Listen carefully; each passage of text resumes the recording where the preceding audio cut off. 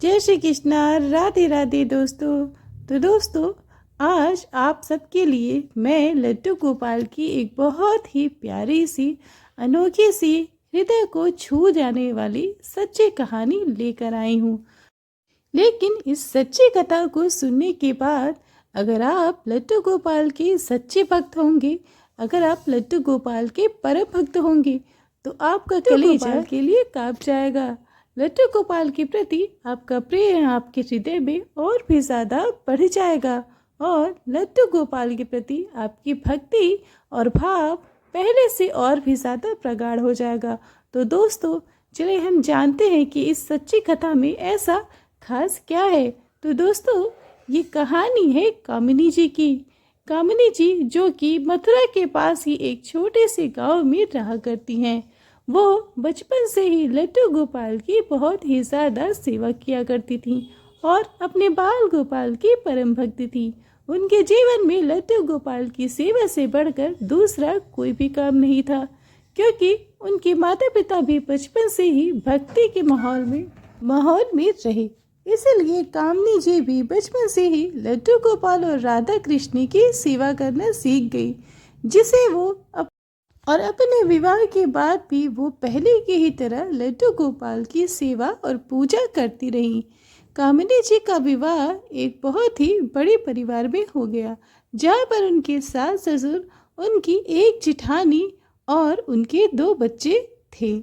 कामिनी जी बताती हैं कि विवाह के बाद जैसे मैं पहले अपनी बाल गोपाल की सेवा करती थी, ठीक वैसे ही मैंने अपने ससुराल में भी लड्डू गोपाल की सेवा शुरू की।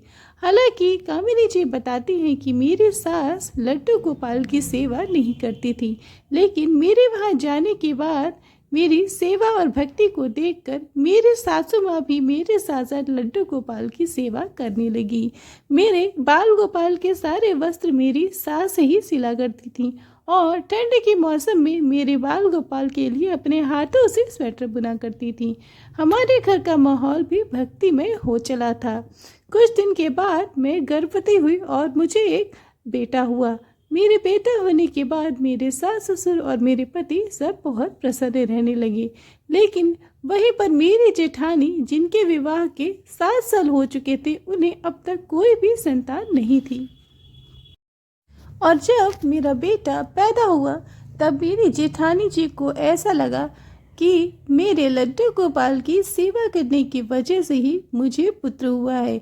ये बात मेरी जेठानी के मन में घर कर गई और मेरी भक्ति को देखकर वो भी मेरे बाल गोपाल की सेवा करने लगी। लड्डू गोपाल की सेवा में अब उनका भी मन लगने लगा, क्योंकि वे सोचती थी कि बाल गोपाल की सेवा करने से पुत्र ज़रूर होता है। इसलिए मेरे साथ साथ लड्डू गोपाल की सेवा अब वो भी करने लगी। लड्डू गोपाल की कृपा से कुछ दिनों के बाद एक बहुत ही आश्चर्यजनक घटना घटी। मेरी जेठानी जी गर्भवती हो गई और ये खबर सुनकर मेरे सास और मेरे जेठ जी बहुत प्रसन्न हुए, क्योंकि उनके विवाह को 7-8 वर्ष हो चुके थे और उन्हें अभी तक कोई भी बच्चा नहीं हुआ था। बस फिर क्या था, सारे परिवार के लोग आने वाले बच्चे की इंतज़ार में लग गए। उन्हें ऐसा लग रहा था कि मेरी जेठानी जी को भी एक प्यारा सा पुत्र होगा, लेकिन सौभाग्यवश मेरी जेठानी जी को एक प्यारी सी बिटिया पैदा हुई, जिसकी वजह से मेरी जेठानी जी बहुत दुखी हुई, क्योंकि उनकी इच्छा थी कि उन्हें बेटा हो और मेरी सासू माँ भी यही चाहती थी कि मेरी जेठानी को मेरी तरह एक प्यारा सा बेटा हो।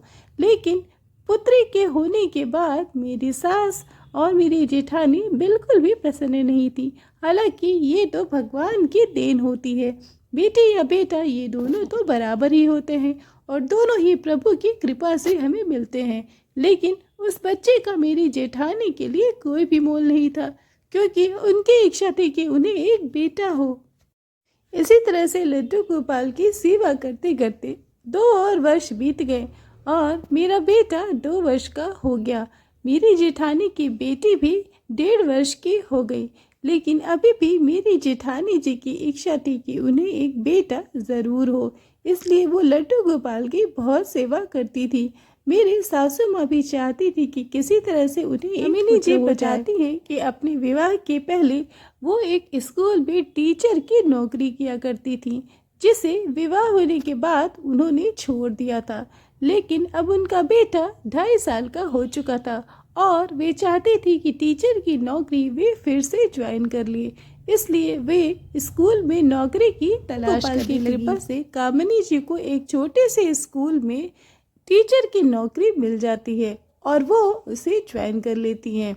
इसी बीच उनकी जेठानी जी फिर से गर्भवती होती हैं और उनकी जेठानी जी को फिर से एक प्यारी सी बेटी होती है। इस बार उनके जेठानी का मूड बिल्कुल खराब हो जाता है, क्योंकि उन्होंने कल्पना की थी कि उन्हें इस बार एक बेटा होगा, लेकिन इस बार भी मेरी जेठानी जी को बेटी हुई। मेरे घर का माहौल बहुत ही गमगीन हो गया, क्योंकि मेरे घर पे सभी चाहते थे कि उन्हें एक पुत्र हो जाए, लेकिन दोबारा से बेटी होने की वजह से सभी बहुत दुखी थे। मेरी जेठानी जी अब 2 बच्चों की जिम्मेदारी की वजह से घर का काम ज़्यादा नहीं कर पाती थी। वो ज़्यादा समय अपने बच्चों की देख रेख में ही बिताती थी और मुझे पढ़ाने के लिए स्कूल जाना होता था, इसलिए मुझ पर भी काम का बोझ पड़ता जा रहा था। मैं सुबह 8 बजे तक घर का सारा काम तैयार करके स्कूल के लिए चली जाती थी और मेरा बेटा मेरे सासू माँ के पास रहा करता था। इसी बीच मेरे साथ एक बहुत ही हृदय को द्रवित कर देने वाली घटना घटी। कामिनी जी बताती हैं कि अचानक से एक दिन मेरी जेठानी ने मुझसे एक बहुत ही आश्चर्यजनक बात बोली। मेरी जेठानी जी ने मुझसे बोला कि कामिनी, तुम कितना काम करती हो। सुबह उठकर घर की सफाई, घर के सभी लोगों के लिए खाना और नाश्ता बनाना, उसके बाद अपने बच्चे को तैयार करने के बाद तुम स्कूल नौकरी करने के लिए चली जाती हो।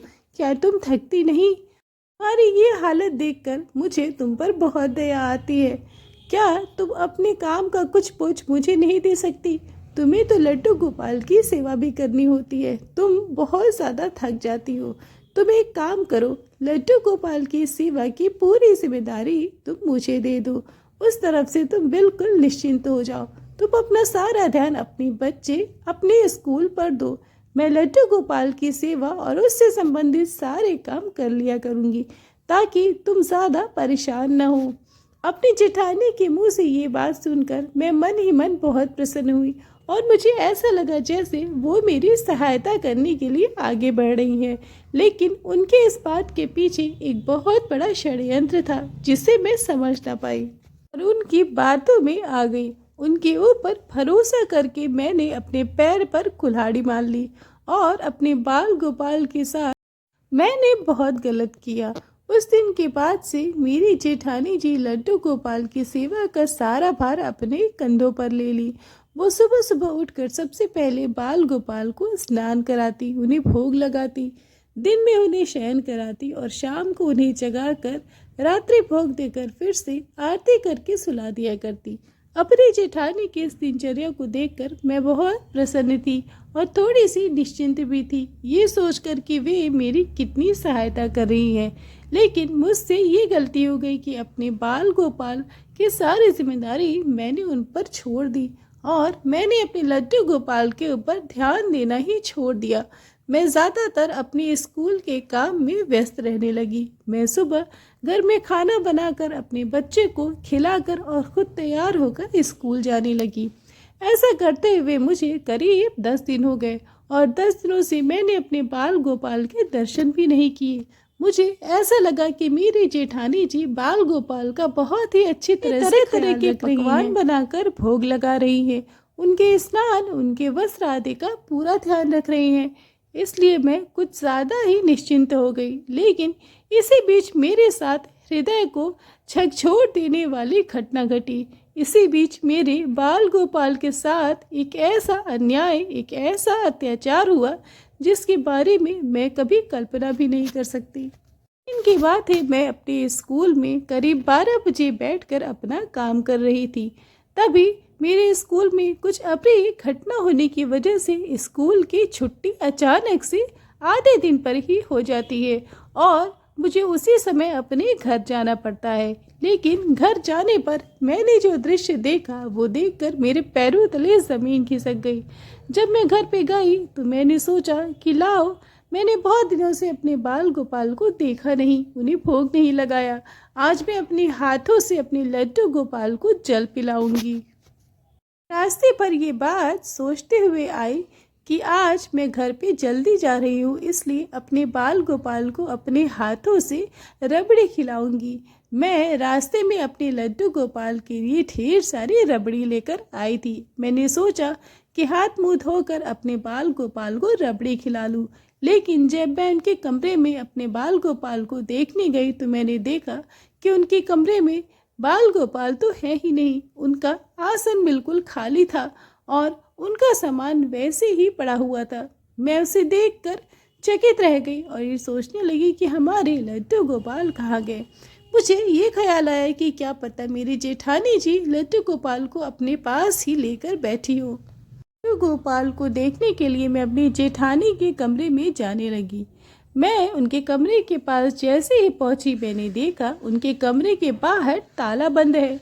ये देखकर मैं बहुत ही सोच में पड़ गई। मुझे अपने लड्डू गोपाल की चिंता होने लगी। मैं फिर से अपने लड्डू गोपाल को पूरे घर में ढूंढने लगी। जब वो मुझे ढूंढने पर भी नहीं मिले तो मैं अपनी जेठानी को अपनी मोबाइल से फ़ोन मिलाने लगी। मैंने अपनी जेठानी को बहुत कॉल मिलाया, लेकिन उन्होंने मेरा फ़ोन नहीं उठाया। इसके बाद मैं बहुत ज़्यादा परेशान हो गई। मुझे ये बात समझ में आ गई कि दाल में कुछ काला है। निराश होकर अपने कमरे में जाकर लेट गई और ये सोचने लगी कि आखिर मेरी जेठानी लड्डू गोपाल को लेकर कहाँ चली गई। अपने बच्चे को गोद में लेकर मैं चुपचाप लेटी हुई थी।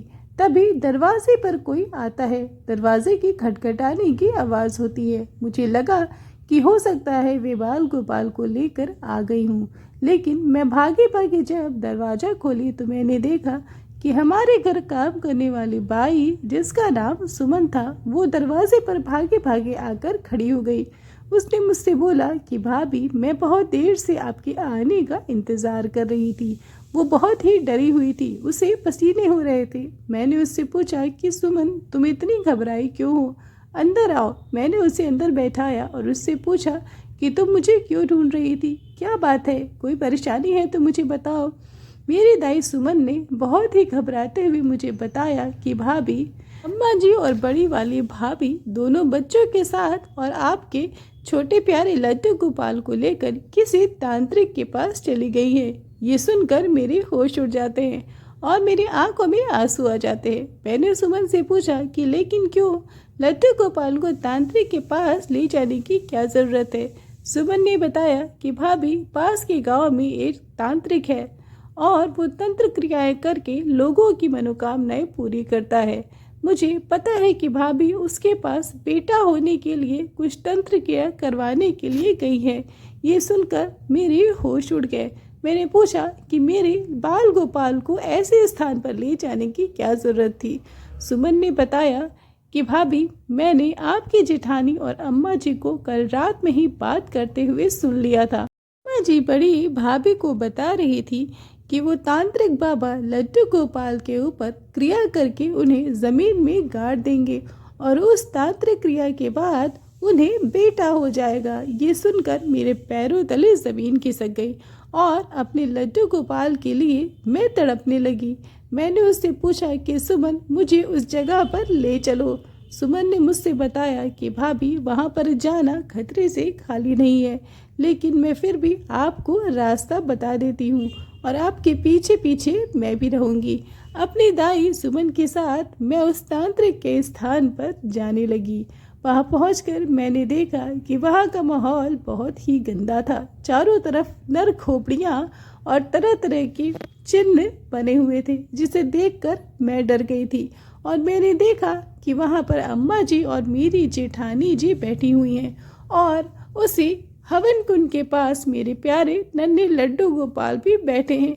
अपने लड्डू गोपाल अपने प्राण को देखकर मैं बहुत ज़्यादा घबरा गई। मेरी इच्छा हुई जैसे मैं भागकर उन्हें अपनी गोद में उठा लूं। बाद मैंने हृदय को विचलित कर देने वाला दृश्य देखा। मैंने देखा कि वो तांत्रिक जो बहुत ही भयानक दिख रहा था, उसने मेरे बाल गोपाल पर बहुत सारी क्रियाएं की और हवन कुंड के बगल में एक गड्ढा खोद लिया और उस गड्ढे में मेरे बाल गोपाल को डालकर उन्हें वहीं पर गाड़ने लगा। लेकिन उसकी ये क्रिया देखकर मेरा दिल दहल गया। मैं भागी भागी वहां जाकर अपने बाल गोपाल को उस गड्ढे से बाहर निकालकर अपनी गोद में ले लेती हूँ और अपने आंचल से उनके शरीर पर लगी मिट्टी और गंदगी को साफ करने लगती हूँ। अपने बाल गोपाल को इस स्थिति में देखकर मैं विचलित हो जाती हूँ और मेरे आंखों से आंसू आने लगते हैं। मुझे पसीना होने लगता है। मैं अपनी सास की तरफ देखकर मैं उनसे पूछती हूँ कि अम्मा, आप ये क्या कर रही हैं? ये मेरे भगवान हैं, ये भगवान श्री कृष्ण का बाल रूप है। आप लोग इतनी गिरी हुई हरकत मेरे लड्डू गोपाल के साथ कैसे कर सकती हैं? मैंने अपनी जेठानी जी से पूछा कि दीदी, ये आपने क्या किया? आपने तो मेरे लड्डू गोपाल की सेवा की जिम्मेदारी ली थी, लेकिन ये तो आपने बहुत बड़ा अनर्थ कर दिया। आप कई जन्म तक अपने इस पाप का फल भोगते रहेंगे। मेरे प्रभु के साथ आपने बहुत गलत किया है। मेरी जेठानी बहुत ही लज्जित हो जाती हैं और उन्होंने मुझसे अपने हृदय की सारी बात बताई। उन्होंने मुझसे बोला कि कामिनी, मेरी भी लालसा थी कि मुझे एक बेटा हो जाए। जब मैं तुम्हारे बेटे को देखती थी तो मेरी भी इच्छा होती थी कि एक मेरा भी बेटा हो, लेकिन पता नहीं भगवान मेरी ये इच्छा क्यों नहीं पूरी कर रहे हैं। और उसी बेटे को पाने के लिए मैं इतनी गलत रास्ते पर चलने लगी। तुम्हारे लड्डू गोपाल के साथ मैंने ये क्रिया की। इसके पीछे मेरी इच्छा सिर्फ पुत्र प्राप्ति थी। मुझे क्षमा कर दो। मुझे पता है कि ये सब कुछ गलत है, लेकिन बेटे के लिए मैं अंधी हो गई थी और मैंने इतना गलत कदम उठा लिया। कामिनी जी बताती हैं कि मेरी जेठानी जी और मेरी सासू माँ ने मुझसे बहुत माफ़ी मांगी, लेकिन अपने बाल गोपाल के साथ हुए इस दुर्व्यवहार को मैं कभी भी क्षमा नहीं कर सकती थी। अपनी सास और अपनी जेठानी को मैं कभी भी माफ़ नहीं कर सकती, क्योंकि उन्होंने मेरे लड्डू गोपाल के साथ अमानवीय व्यवहार किया और मैं साथ ही खुद अपने आप को भी लड्डू गोपाल की गुनहगार मानती हूँ। अगर मैंने अपने बाल गोपाल की जिम्मेदारी अपनी जेठानी को न दी होती तो शायद आज मेरे लड्डू गोपाल के साथ ऐसा न होता। उनके साथ ऐसा होने के लिए सबसे ज़्यादा जिम्मेदार मैं स्वयं को मानती हूँ। मुझसे बहुत बड़ी गलती हुई। मैं अपने बाल गोपाल की गुनहगार हूँ। मैंने अपने लड्डू गोपाल से बहुत क्षमा मांगी। मुझे पता था कि ये सब मेरी लापरवाही की वजह से हुआ। वहाँ से अपने लड्डू गोपाल को लेकर मैं वापस अपने घर आ जाती हूँ और उस दिन के बाद से मैंने निश्चय कर लिया कि चाहे मैं कितनी भी मेहनत करूँ, मुझे कुछ भी करना पड़े, चाहे मेरे पास समय हो या ना हो, चाहे मैं अपने बच्चे की देखभाल कर पाऊँ या ना कर पाऊँ, लेकिन अपने लड्डू गोपाल की जिम्मेदारी मैं कभी किसी को नहीं दूंगी। अपने बाल गोपाल की सेवा और देखरेख मैं स्वयं करूंगी। भले मुझे अपनी नौकरी छोड़नी पड़े, लेकिन मैं अपने लड्डू गोपाल को अब छोड़कर कहीं नहीं जाऊंगी। जी बताती हैं कि उस दुर्घटना के बाद मैं अपने बाल गोपाल को अपने साथ अपने स्कूल ले जाने लगी।